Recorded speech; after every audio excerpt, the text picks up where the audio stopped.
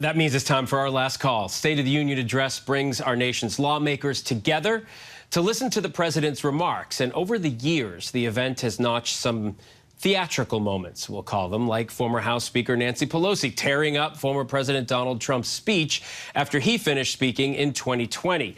Just 2 years ago, Congressman Lauren Boebert breaching decorum and yelling at President Biden, accusing him of the death of service members killed in Afghanistan. And a lighter moment, I guess you could call it, in 2015, late Justice Ruth Bader Ginsburg catching some Z's during President Obama's speech. She later blamed it on the wine that she drank at dinner, saying it made her doze off a bit. So let's bring back in our panel. And John, we've got to start with you. Take us behind the scenes.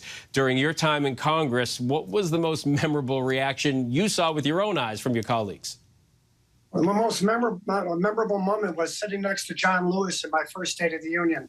That was unbelievable. What a treasure that was. Yeah. My worst moment was watching Nancy Pelosi rip up that speech, not because of political partisanship, but because of the decorum it represented. And whether you're agreeing with Biden, let's just celebrate the fact that this is a democracy. This is a part of that democracy.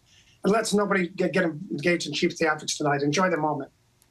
Well, I like that, but it doesn't seem like anybody really has the high ground here. Mike, where has dignity gone? Dignity and decorum. John uses the word decorum. Where's it gone? Great question. I think we saw that happen with Joe Wilson when he shouted "You lie" to former President Barack Obama. And I believe that was the beginning of the erosion of any time a president went before Congress. And there wasn't much admonishing for him. He actually was able to fundraise off of it. And so bad behavior actually gets rewarded now in Congress.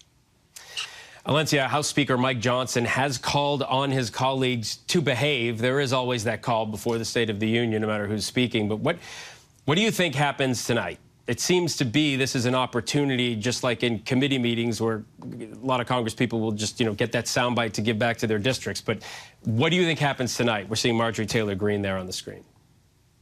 I mean, listen, they are not listening to Speaker Johnson. He is the third Speaker of the House that they've had in this Congress. And we've already seen how, some Republicans act in some of these hearings. And so, unfortunately, I don't think that we will see some decorum tonight, although I hope there could be some. But the forever optimist in me does not have a lot of hope tonight. Yeah, we'll just try to keep hope alive. All eyes on the president, LZ. Who else will you be watching tonight?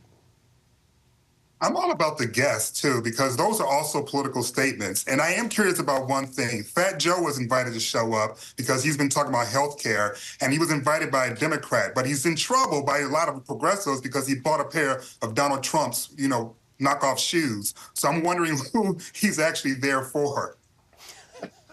Clarification, they were gifted to him. They were gifted to him, even though come he showed on, man. I'm glad we got that clarification in.